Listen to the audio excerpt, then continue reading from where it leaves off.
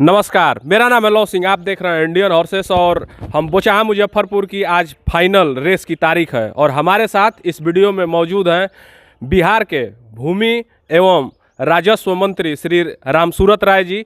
आज उनसे हम जानेंगे कि ये चेतक प्रतियोगिता जो प्रत्येक वर्ष स्वर्गीय अर्जुन राय जी की स्मृति में कराई जाती है, आखिर उसकी शुरुआत या हम ये कहें कि उसकी नींव कैसी पड़ी।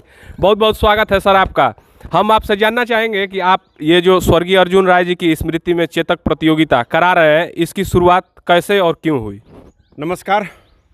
ये शुरुआत हमारे पूर्वजों के द्वारा पशु प्रेमी होने के कारण जी, और हमारे पिताजी यहाँ के स्थानीय जनप्रतिनिधि हुआ करते थे और किसान थे, और वो शुरू से ही हमारे दादा और पिताजी के टाइम से ही घोड़ा हमारे दरवाजे पर रहता था और हमारे पिताजी को इसमें ज़्यादा रुचि थी। उनके मरणोपरांत हम सब भाइयों का विचार हुआ कि उनके नाम पर हमेशा प्रतिवर्ष घोड़दौड़ प्रतियोगिता करें, जिसमें कि उनका नाम जीवंत आत्मा के रूप में लोग जाने। और काफ़ी पूरे बिहार के घोड़ा प्रेमियों से, पशुपालक से, हाथी पालक से उनका अपना एक संबंध था, जिस संबंध को जिंदा रहे, जीवंत रहे, इसके लिए हम चारों भाइयों का कर्तव्य बनता है कि उनकी आत्मा को शांति के लिए कार्यक्रम करते रहें। जी, कल आप मुझे लगता है कि आए और फील्ड में भी आप पहुंचे थे। काफ़ी अधिक संख्या में घोड़े जुटे हैं और ऐसा पहली बार पूरे यूपी और बिहार की एक बोचाहा की ये रेस है जिसमें हो रहा है, जिसमें नाकंद घोड़ों का 3 सेमीफाइनल राउंड कराया जा रहा है। इतने ज़्यादा संख्या में आपके इस रेस में घोड़े जुटे हैं, देखकर कैसा लगा? निश्चित रूप से हमारे घर में आए हैं, हमारे ज़िला में आए हैं। वैसे तो मेरा पूरा बिहार है, लेकिन खास करके अंतर राज्यीय मतलब यूपी से भी लोग आए हैं। इलाहाबाद से आए हैं, बस्ती से आए हैं, गोरखपुर से आए हैं, काफ़ी जगहों से लोग आए हैं। तो वो हमारे गेस्ट हैं, तो उनका देखना मेरा कर्तव्य बनता है, किसी तरह की परेशानी नहीं हो। सारे सुविधा उनको दी जाती है, रहने सहने, खाने पीने का और तमाम चारा का भी, और उनके जो घोड़ा के सेवक हैं उनका भी व्यवस्था किया जाता है।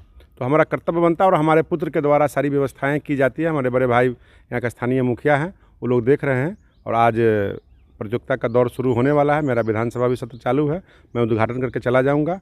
और ये सत्र जो घोड़ा का है, ये बहुत ही सुंदर, और सबसे बड़ी बात है कि एक पशुपालकों में, घोड़ा पालकों में एक उत्साह जगह है कि छोटे बच्चों का भी, कम उम्र जूनियर टीम, जो हम हमेशा क्रिकेट और फुटबॉल खेलते हैं सीनियर और जूनियर, तो ऐसा हमने सोचा कि जूनियर टीम भी क्यों नहीं खेले।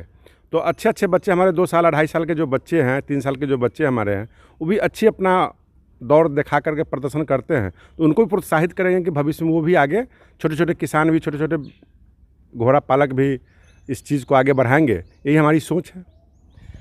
और अब तो फाइनल का चक्र कुछ ही देरों में खेल शुरू होने वाला है, तो नियम कितने सख्त और मजबूत होने वाले हैं? आपकी कमेटी उसके लिए क्या क्या तैयारियां की है? निश्चित रूप से ये चौथी बार प्रतियोगिता यहाँ हो रहा है और नियम सख्त और ईमानदारी के कारण ही लोग यहाँ आ रहे हैं।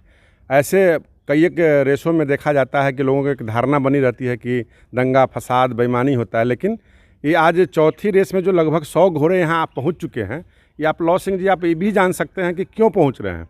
इसका एक मुख्य कारण है ईमानदारी और व्यवस्था। यानी कोई भी निर्णय में बेईमानी शब्द नहीं है और साफ़ सुथरा कमेटी हमारी है, और मैं खुद रहता हूँ, कहीं भी किसी तरह की कोई बदनामी न हो, किसी हमारे पशुपालक को परेशानी न हो, इसके लिए सारी व्यवस्था की जाती है। और जिला प्रशासन के द्वारा यहाँ पुलिस प्रशासन भी रहते हैं, जिससे कि कोई अगले बार भी और किसी भी बार या आने वाला समय में भी कोई परेशानी यहाँ नहीं होने वाला है। जी, एक चीज़ और जानना चाहेंगे। हम देखते हैं कि उत्तर प्रदेश और बिहार में या अन्य राज्यों में भी काफ़ी सारे लोग आज घोड़ों के शौकीन, नए नए अश्वपालक बन रहे हैं। हम देखते हैं कि उनके पास नॉलेज कम है कि घोड़ों को कैसे रखें, कैसे उनको खिलाएं, या कोई अगर बीमारी हो जाती है, लेमिनाइटिस, जिसे आम भाषा में हम मुट्ठा का नाम देते हैं, वैसी बीमारियां जब हो जाती हैं तो अच्छे अच्छे घोड़े ख़राब हो जाते हैं।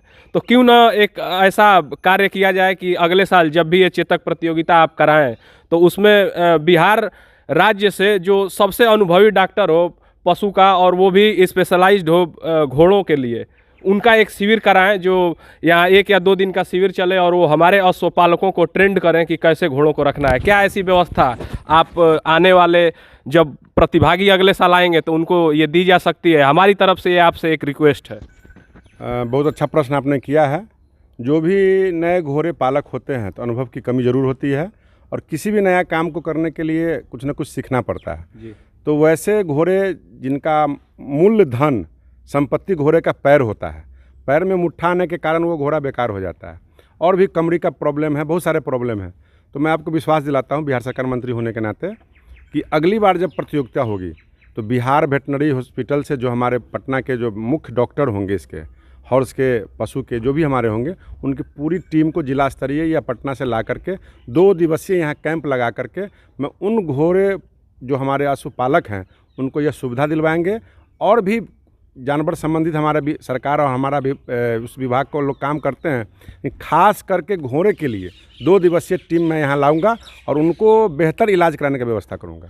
धन्यवाद सर। एक चीज़ और जानना चाहेंगे, राजस्व एवं भूमि सुधार मंत्री का कार्यभार आप इस शस्त्र से संभाल रहे हैं। अगर बिहार की जनता हमारी इस वीडियो के माध्यम से अगर आपको देख रही है, अगर उसे भविष्य में कोई परेशानी होती है आपके कार्यकाल के समय में, आपसे वो कैसे मिलकर और अपनी समस्या को आप तक पहुंचा सकती है, इस तरह आसानी से पहुंचाए कि आप तक वो बात भी पहुंच जाए। हम आपका फेसबुक पे डेली पोस्ट देखते हैं, जनता दरबार आपके घर पर देखते हैं, तो ऐसी कोई एक सुविधा है क्या जिससे एक आम जनता हो जो आप तक अपनी समस्या को लेकर पहुंच सके और वो सुलझ भी जाए? हमारी सरकार जनता के काम के लिए हमेशा तत्पर रहती है और ख़ास करके हमारी पार्टी भारतीय जनता पार्टी के जो हमारे तमाम शीर्ष नेतृत्व हैं उनका कहना और मानना है और पहले से भी होते आया है। हम सभी मंत्रियों का भारतीय जनता पार्टी कार्यालय में बिहार में प्रत्येक सप्ताह 2-2 मंत्री वहां बैठेंगे, जिसका रोस्टर तैयार हो रहा है और इस विभाग से संबंधित उनका डेट फिक्स हो जाएगा, अखबार में छप जाएगा और टोल फ्री नंबर भी जारी हो जाएगा, जिसके माध्यम से पूरे बिहार के लोग पटना बीजेपी कार्यालय में पहुंचेंगे और उस दिन वो तय रहेगा कि इस विभाग के मंत्री इस दिन इतने बजे से इतने बजे तक बैठेंगे। ये पूरे बिहार की जनता के लिए हमने सुविधा किया। वैसे हम जब घर पे आते हैं तो प्रत्येक संडे को अपने यहाँ सुबह 9 बजे से लेकर के 2 बजे तक हम जनता दरबार के रूप में या जनता मालिक के दरबार के रूप में हम यहाँ बैठते हैं, उनकी सेवा को सुनते हैं और उनकी कष्ट को दूर करते हैं। और सरकार की भी नई उम्मीदें हैं और जनता को भी नई उम्मीदें हैं और हमारा विभाग बहुत सारी व्यवस्थाएं ऐसी ला रही है जिससे कि ज़मीन के अंदर जो परेशानियां हैं, ज़मीन के अंदर जो कमियां हैं, उसको हम सब लोग दूर करने जा रहे हैं। और विदिन जून तक बहुत सारे चीज़ सिस्टम को नया डेवलप कर रहे हैं, जो बजट के माध्यम से आप लोग को पता भी चल जाएगा। और बहुत सारे चीज़ हमारे पहले से भी हैं जिसको और हाईटेक बनाने की आवश्यकता है। तो हमारा मेहनत चल रहा है और इसका रिजल्ट सार्थक मिलेगा। और चैनल के माध्यम से मैं कहना चाहूँगा सभी भाइयों को कि ज़मीन ही मूल संपत्ति है जी। और ज़मीन चाहे वो 1 डिसमिल का मालिक हो चाहे 100 डिसमिल का मालिक हो, मालिक सब होता है। और हमारी सरकार जो भूमिहीन है उनको भी मालिक बनाना चाहती है।